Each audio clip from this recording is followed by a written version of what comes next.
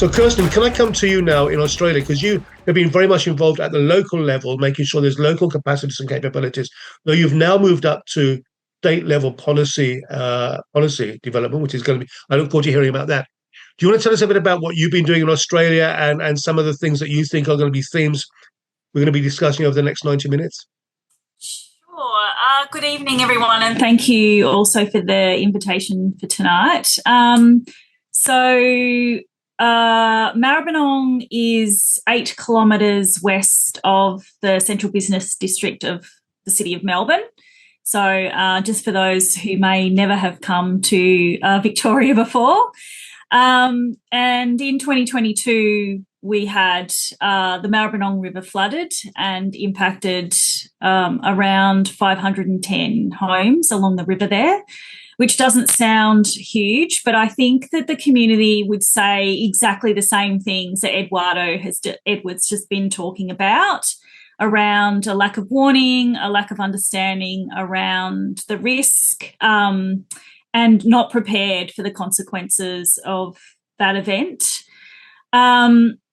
There were a couple of things that stood out for me, particularly around the gap between in the flooding space, where everyone in that local community, regardless of whether they had insurance or not, basically rebuilt exactly the same way.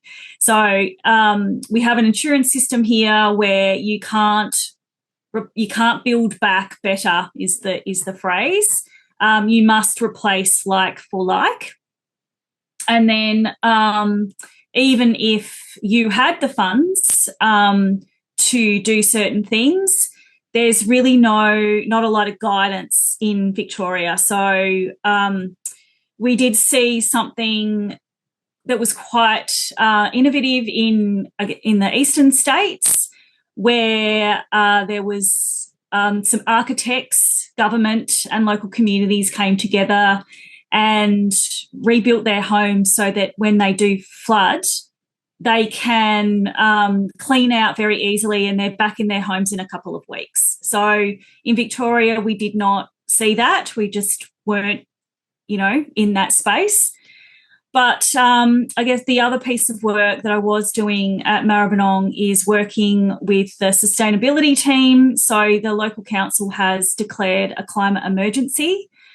So the sustainability team is resourced and funded by council, and they've started to roll out what we call the adaptation game. So it's working very locally with local community members. They come together and they're facilitated in a board game, essentially, and presented with a map of the local area so they can see exactly, where their house is, where they go to work, where their children go to school, and then you present an event over the top of it. And they come up with some really interesting ideas about climate change, adaptation, and we were working on changing that game a little bit to also include emergency management. So it really was focused on climate change. We've started to bring in the emergency management conversation into it. So that was quite an innovative piece at local level. So as you say, I have moved into a state policy role. I have been there for a week. It's just getting my head around the piece of work that's sitting in front of me. And I think we'll talk a little bit more about it later. But what I can see right now is just bits and pieces everywhere. So there's a bit of work to bring it all together. Thanks for that, Kirsten. I mean, bits and pieces seems to just describe everything. It really does. You would hope that there's a strategy. Somebody somewhere has a strategy. I've got to say, I can't see it. If there is one, I'd like to know where that is, because I can't find it.